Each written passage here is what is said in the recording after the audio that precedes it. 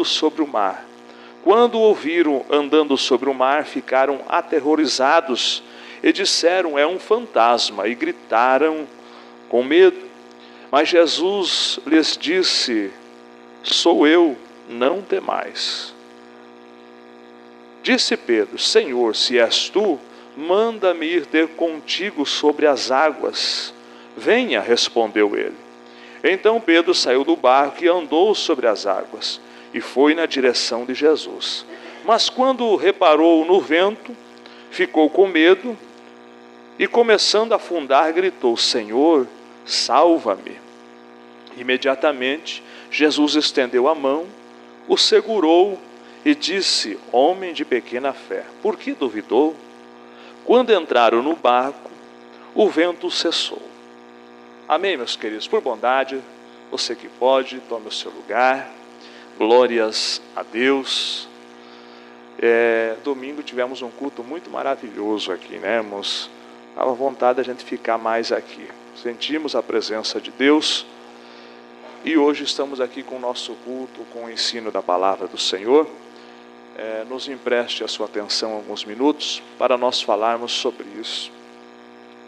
Esse texto, como eu falei, é muito conhecido, irmão, mas o que eu gostaria de repartir com os irmãos aqui é as oportunidades que surgem. Oportunidades, elas aparecem diante de nós, elas batem à nossa porta. Só que muitas das vezes a gente reclama por falta de oportunidades em toda a nossa vida secular, nossa vida material.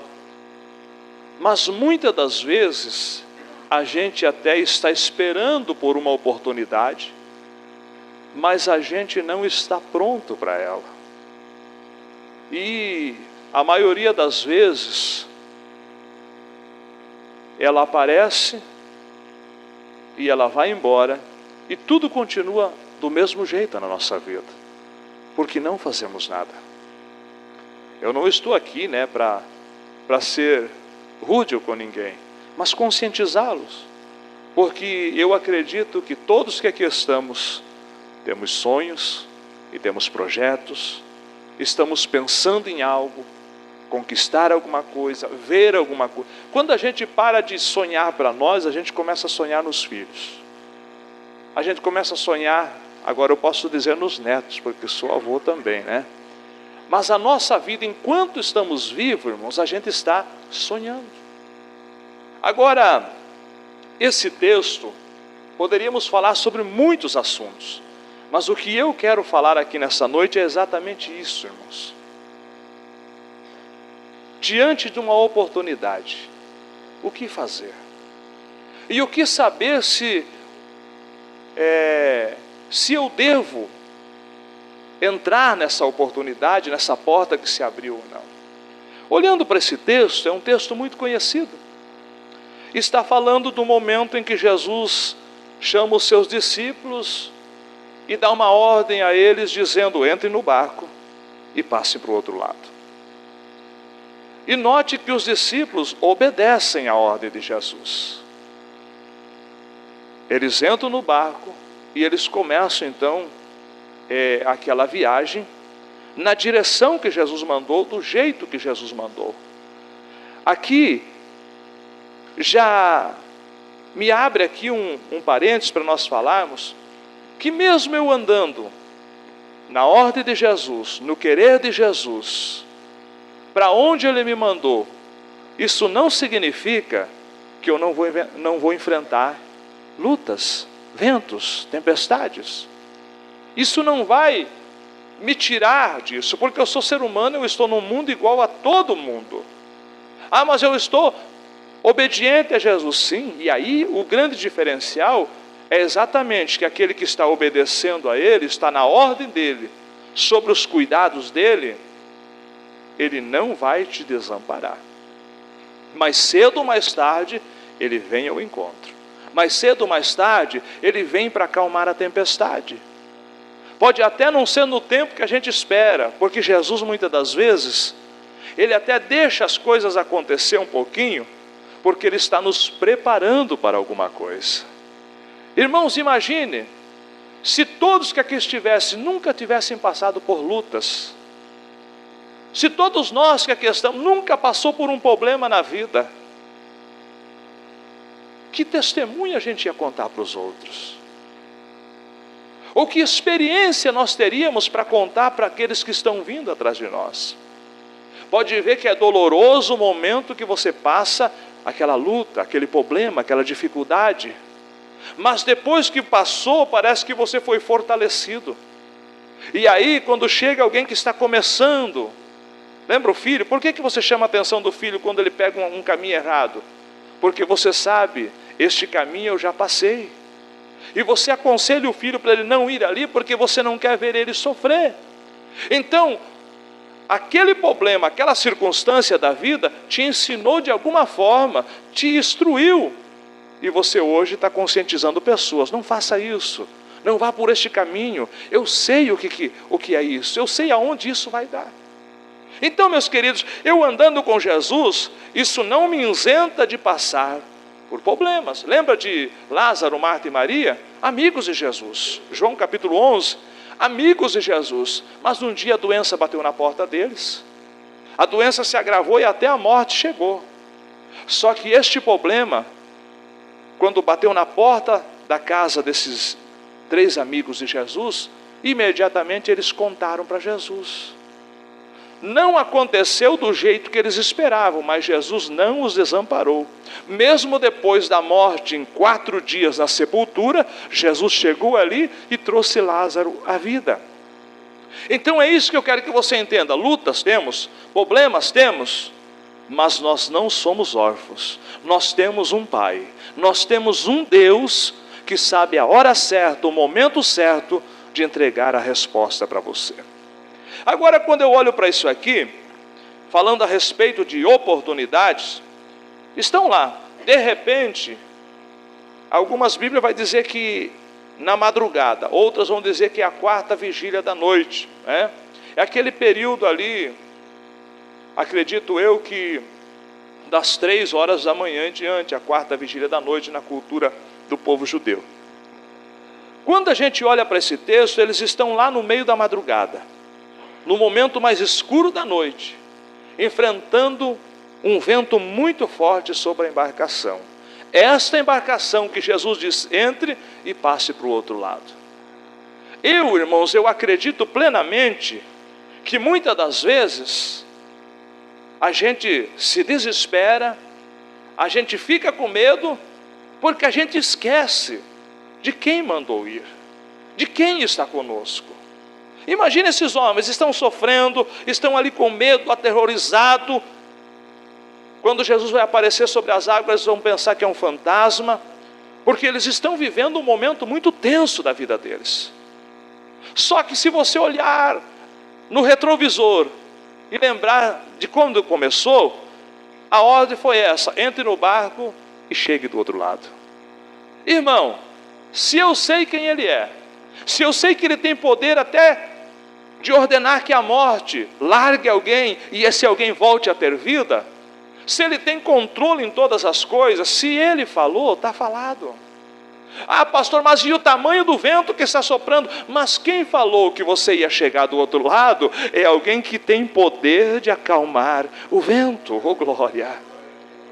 Alegra o teu coração mesmo nos dias mais turbulentos da sua vida, mesmo nos dias mais tenebrosos, de luta, de angústia. Saiba, eu estou andando sobre obediência a Ele. Ele me mandou entrar nesse barco e Ele me fez uma promessa: você vai chegar do outro lado. O vento pode estar forte, pode ser que a tempestade esteja sacudindo o teu barco, esteja fazendo você sentir muitas das vezes medo, mas Ele disse que você vai chegar. Pois bem, agora eu olho para a Bíblia, e neste caos, irmãos, todos eles ali se esforçando e remando, e o vento forte, parece que o barco vai afundar. Jesus aparece andando sobre as águas. Quando Jesus aparece andando sobre as águas, eles estão todos ali no barco. Eu quero crer que aqui estão os 12 discípulos de Jesus. todos no barco. Quando eles olham para Jesus, alguns começam a gritar dizendo, é um fantasma. Mas quando Jesus viu que o medo havia tomado contas, porque sentir medo não é errado, irmãos. Sentir medo não é errado. O problema é você ser vencido pelo medo. Eu sinto medo muitas das vezes. Então não é errado você ter medo. O errado é você entrar em pânico e deixar que o medo te domine. Aí você começa a ver coisa que não existe, você começa a se entregar e você vai ser vencido. Mas, quando eu olho para isso aqui, eu vejo, o medo chegou, só que Jesus conhecia eles. Já de longe gritou, não tenham medo, sou eu. Só que, quando Jesus disse sou eu, parece que traz uma certa calmaria no coração aflito de quem está com medo. Mas, você vai olhar para a Bíblia que há alguém no barco, que quando ouve aquela voz dizendo sou eu, não temais, se posicionou. E aqui está, irmãos, o que eu quero falar com você rapidamente. Estão todos os discípulos no barco, mas um, diante daquela circunstância, ele ouviu o que todos ouviram. Ele está na tempestade que todos estavam. Ele está no barco que todos estavam. Todos estavam na mesma ordem, no mesmo barco e no mesmo mar. Mas um, ao ouvir isso, se levantou entre os demais e disse, Senhor, se é tu, deixa eu ir ter contigo sobre as águas. Irmão, eu imagino que agora, este homem olha para Jesus, olha para a tempestade, olha para o que está acontecendo, e ele vê uma oportunidade de experimentar algo que até então só ele e Jesus experimentaram. Porque eu nunca vi, eu não conheço ninguém que andou sobre as águas. Mas eu imagino, aqui eu faço um pensamento meu, que quando ele disse, eu vou pedir para Jesus para mim ir ao encontro dele sobre as águas. Eu imagino que os demais que estavam no barco dizendo, fica quieto, Pedro. Isso aí é loucura. Para com isso. Irmão, e tem muita gente que quando você ouve a voz do seu Senhor, e você diz, é a voz dele, ele falou comigo, eu vou me posicionar.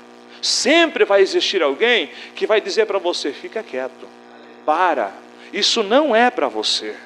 Aleluia, oh glória. Só que aqueles irmãos que ficam sentados no barco, no dia da tempestade, no dia da provação, eles são aqueles que só vão estar sentados no barco. Mas aquele que no dia da dificuldade se posicionou na ordem de Jesus, são aqueles que vão viver coisas que os demais não viveram. Vão ter experiências que os demais não tiveram. Você já viu que tem gente, irmãos, que você veio para a igreja, parece que até meio doido, ele crê de um jeito, e ele vai e de repente ele cria, e as coisas acontecem, e você diz, oh, mas aquele lá eu pensei que era até meio fora da casinha, perdão pela palavra. Mas não é que está dando certo, porque ele se posicionou aonde os outros 11 disseram, nós não vamos arriscar. Vamos ficar quietos dentro do barco, ele já disse que está vindo aí, vamos ficar. Tem gente, irmãos, que entra nesse comodismo. Não só no mundo espiritual, mas no mundo físico, no mundo literal. Tem gente que se acomoda, a vida dele é tão parada, que se botar um barquinho de papel na onda da vida dele, aquele barquinho não sai do lugar, fica ali paradinho. Se uma mosca sentar nesse mar da vida, a mosca fica ali olhando para ele, e ele olhando para... É tudo muito parado. Mas, irmão, eu preciso entender uma coisa, oportunidades existem. Elas surgem. Só que eu preciso ter atitudes. Eu já falei isso aqui, eu acredito que já falei, mas eu imagino num culto em Jerusalém, os demais discípulos pregando nas demais sinagogas ou igrejas que tinham por ali, e eles contando, a gente viu uma experiência um dia com Jesus, de um mar forte, e Jesus acalmou a tempestade, e a gente viu, um dos nossos, o pastor Pedro, que é pastor lá em Jerusalém, ele levantou e andou sobre as águas ao encontro de Jesus.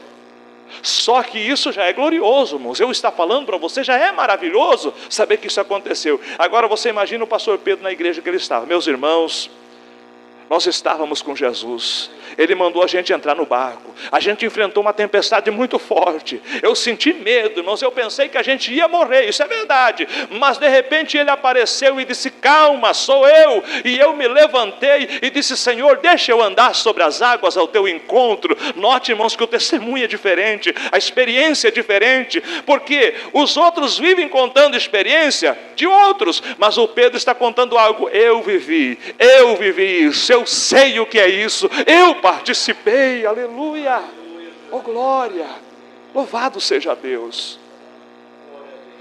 Então eu vejo aqui, irmãos, uma oportunidade no meio da tempestade.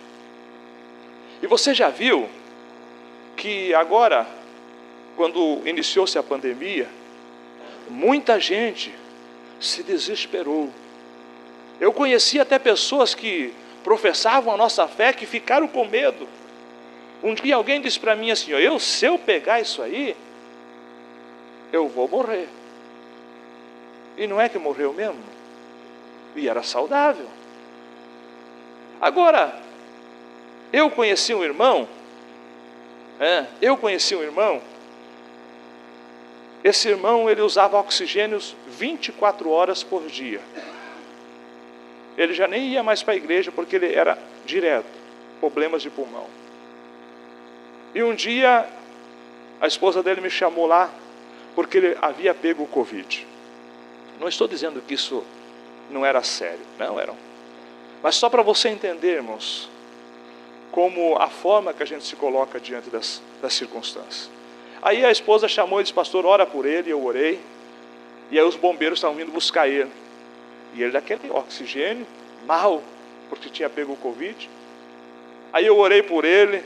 E daí, quando ele estava saindo assim, ela disse: olha, a gente não se vê mais aqui, nós se encontramos no céu. Como quem está dizendo assim: você não volta mais. Aleluia. Aí eu disse: calma, irmã, né? Vai assustar o homem ainda. Foi para o hospital, levaram ele, 3 dias depois estava em casa de novo. Passou a pandemia e ele estava lá. Acho que faleceu agora há poucos dias, mas não disso aí. Em contrapartida, muitos cheios de saúde foram. Por que isso, irmãos? Primeiro, o comando da vida está na mão de Deus. Deus não perde o controle de nada. Ah, mas eu estou apavorado por causa disso. Para com isso. Ou você conhece Deus ou não conhece Deus. Eu não estou aqui porque eu sou melhor do que quem foi. Nem você. Nós estamos aqui, primeiro, porque tem um Deus que ainda tem propósito na nossa vida. E não nos chamou ainda. Mas o que eu vejo? Pessoas que eram saudáveis foram. Pessoas que não eram, não foram. Só que muitas das vezes a gente se entrega, irmãos, diante de circunstâncias. A gente se entrega. Ah, chegou o problema, vou desistir. Como você se posiciona diante disso vai fazer toda a diferença. Voltando a falar nesse assunto que eu estava trazendo, o que eu vejo diante dessa pandemia que aconteceu, pessoas, quando souberam que parou tudo, teve pessoas que tirou até a vida. Meu Deus, a crise, e agora fechei a empresa, fiquei desempregado. Muitas pessoas tiraram a sua vida. Só que mesmo diante desta mesma crise, desta mesma pandemia, teve pessoas que viram o seu emprego ir embora e eles inventaram alguma coisa e conseguiram ganhar um dinheirinho. Alguns nem voltaram mais para o seu emprego. Daquele negócio que eles abriram no meio da pandemia, eles estão tocando a vida felizes. Você está entendendo, irmãos, que como a gente olha para a circunstância faz toda a diferença? Eu posso ser só mais um diante do problema. Eu vou ficar quietinho aqui, ó. Eu estou vendo gente cheia de problema e eu não vou nem me envolver, eu vou ficar no meu canto. É um direito seu. Ah, pastor, mas eu estou servindo a Deus. Mas é um direito teu ficar quieto, se você quiser. Só que se você quer ter testemunho e história para contar, é diante dessas circunstâncias que Deus pode estar te preparando para viver coisas grandes. Aleluia. E o Pedro não é diferente. O Pedro diz: Senhor, deixa eu ir ao teu encontro. E você leu comigo, Pedro saiu do barco e andou sobre as águas ao encontro de Jesus. Pastor, mas depois ele afundou. Por que ele afundou? Porque o texto vai dizer que ele começou a olhar para o vento, começou a olhar para a tempestade. E todo mundo, irmãos, que começa a declinar diante de Jesus, deixa eu dar um exemplo que você, vou sair da igreja, porque não, é porque perdeu o foco, parou de olhar para Jesus e está olhando para as circunstâncias. Pode ser o pior pastor que exista na face da terra, se você se converteu aqui, meu irmão, e enquanto você estiver olhando para Jesus, você não sai. Você só sai quando você começa a olhar para o vento. Sabe o que é olhar para o vento? Está vendo lá o Diácono Vanderlei? Olha o que ele está fazendo. Não, eu não vou mais. Começa a olhar para o pastor, começa a olhar para o líder do departamento, começa a olhar para todo mundo, perde o foco. Irmão, eu muitas das vezes preciso vigiar, porque eu começo a olhar no meio que eu estou, algumas lideranças, eu digo, Jesus, isso aí é crente. Mas aí, irmãos, rapidamente, o foco é Jesus. Se você olhar para a vida de alguém, irmão, você vai afundar. E se você afundar, é só a misericórdia dele para te levantar. Pois bem, aí eu olho para isso, a oportunidade de viver algo sobrenatural bateu diante daqueles homens, no meio de uma situação caótica. Mas o Pedro experimentou isso, por alguns minutos, experimentou. Mas note que Jesus, que é tão poderoso, quando viu o Pedro lá que ele perdeu o foco, começou a olhar para as águas e afundou, Jesus vai lá e socorre. Entenda uma coisa, pode ser que você esteja parecido com o Pedro. Eu estou quase afundando, Senhor. Senhor, eu estou quase afundando. Mas Pedro me ensina algo aqui. Clame por misericórdia. Aleluia. Porque se você clamar por misericórdia, Ele vem te socorrer. Aí eu olho para o texto e vejo que esta oportunidade surge. Agora, para nós encerrarmos, quando eu sei que a oportunidade, ela vem da parte de Deus para mim, porque elas surgem. E quando eu sei que elas vêm de Deus para mim, toda oportunidade que ela surgir, mesmo nos momentos de provações, de dificuldades, mas há uma oportunidade surgindo ali, eu estou vendo uma oportunidade. Primeira coisa, eu preciso pensar, essa oportunidade, de onde eu estou, ela vai me aproximar mais de Jesus ou vai me afastar dele? Irmão, tem gente que é cheio de bons pensamentos, tem gente que é um sonhador nato, e ele tem um preparo, mas as oportunidades que ele quer entrar são só oportunidades que lhe afastam de Jesus. E isso é coisa do homem natural. É um risco de hoje dar certo, mas amanhã não dá mais. Outra coisa que eu vejo, só duas eu vou falar aqui hoje. Uma é, essa oportunidade está te aproximando de Jesus ou está te afastando dele? Pastor, eu até vou ganhar bem, mas eu vou ter que me afastar mais de Jesus. Para aí, essa oportunidade aí não está somando. Mas essa oportunidade, pastor, ela vai proporcionar momentos, circunstâncias que eu vou poder fazer pelo reino também. Opa, ela está sendo positiva. Porque, irmão, se você pensar que a tua vida só vai ir bem se o lado material estiver bem, a igreja lá de Laodiceia era uma igreja rica, era próspera. E o que o Senhor diz para ela? Vocês são pobres, miseráveis e nu. Aconselho que de mim vocês adquiram algo precioso. Espera aí, eles têm ouro, têm prata, têm riqueza, têm tudo, e Deus está dizendo que eles são pobres, que eles são miseráveis. Então eu preciso entender que na minha vida, o estar bem não é só um lado material, não é só o lado familiar, não é só o lado físico, não. As coisas precisam estar alinhadas. É o mundo espiritual e o mundo material estar caminhando junto na mesma proporção. Então, se a oportunidade surgiu e ela está te levando a estar mais perto de Jesus, a fazer por Ele, e outra coisa, o nome dele ser glorificado, isso aí, irmãos, é um bom sinal. Isso é um ótimo sinal. Por que eu digo isso? ela me aproxima de Jesus, e o nome dele será glorificado, porque Jesus é o único amigo que não pode lhe faltar. Jesus é a única companhia que não pode te faltar. Pastor, peraí, o senhor está dizendo que o meu amigo mais chegado, o meu filho, o meu esposo, a minha esposa, são importantes. É claro que são. Mas por que eu quero que você entenda isso? Porque a esposa só pode te acompanhar até uma certa altura. O marido só vai te acompanhar até uma certa altura. O melhor amigo que você tenha, ele só vai te acompanhar até um certo momento. Ah, mas o pastor não conhece os meus amigos, a minha família. Pode ser que eu não conheça. Mas o que eu quero que você entenda, se a doença bater, o que o teu amigo pode fazer por você? Você foi ao médico e o médico disse assim, não tem como nós fazer nada por ti. Esse problema não tem cura. O que o marido vai fazer por você? O que a esposa vai fazer por você? O que o melhor amigo vai fazer por você diante de um laudo médico dizendo incurável? Você está entendendo? Eu não estou falando que é ruim, que é errado. Não, é bom ter amigos. É bom ter uma família participativa, companheiro, estar juntos. É bom sermos unidos. E é bom um ajudar o outro. É uma ordenança do Senhor. Mas eu quero dizer para você que se Jesus faltar na tua história, o barco afunda. Agora, faltou todo mundo para estar do meu lado, mas Jesus não faltou. Então se prepare. Porque esse Jesus, quando o médico diz assim, não tem cura, ele diz, deixa comigo que eu curo.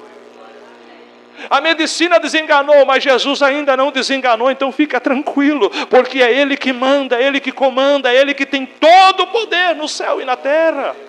Oh glória! Está entendendo, meu irmão? Jesus não pode faltar. Para nós encerrarmos, eu quero orar nessa noite por pessoas que estão diante de oportunidades. Todo dia, desde o momento que você acorda, diante de nós estão surgindo escolhas, oportunidades. Umas podem nos aproximar de Deus, e outras podem nos afastar de Deus. O bom é as que nos aproximam de Deus, porque essa Ele sempre estará conosco. Agora, vamos dar uma olhada no mundo, não só no mundo espiritual, mas no mundo físico, literal que a gente vive. Pastor, eu tenho um sonho. Pastor, eu estou aguardando por alguma coisa que eu almejo. Mas você tem tido atitude para isso? Imagine, irmãos, que a Bíblia vai falar de Daniel. Daniel é levado para a Babilônia como um escravo. Era alguém que fazia parte da linhagem real, mas foi levado como escravo para ali. Quando ele chegou ali, Daniel estudou. Daniel foi um dos melhores alunos da Babilônia. O texto bíblico vai nos mostrar isso.